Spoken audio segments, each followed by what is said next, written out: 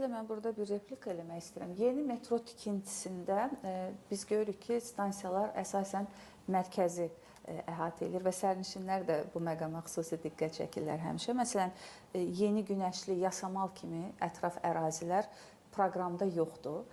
Hətta bizim bir həmkarlardan biri də həmişə belə sual verir. Niyə Binəqədidə metro yoxdur?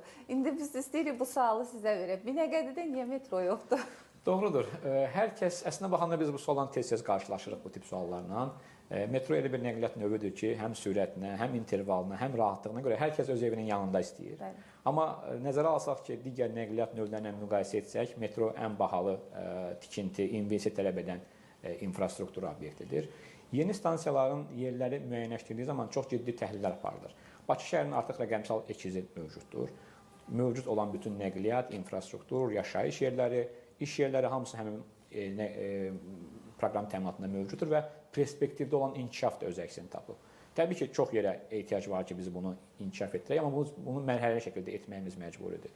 Bütün inkişaf perspektivləri simulyasiya olunaraq ona əsasən biz yeni stansiyaların yerlərini müəyyənləşdirməyə çalışırıq. Burada bir incə nüans var. Siz qeyd etdiyiniz Binəqədi, biz daha tez işləyirik, Bakıxanov qəsəbəsi, Qaraçuxur, Yeni Yasamal.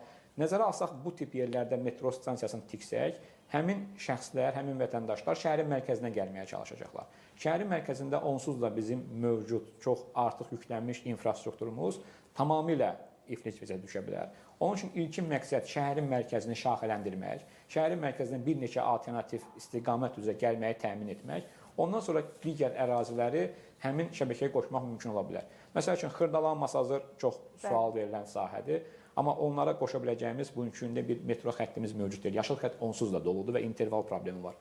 Amma Bənövşəyi xətt bugünkü gündə fəaliyyət göstərir, amma qısa olduğu üçün çox böyük yük aparmır.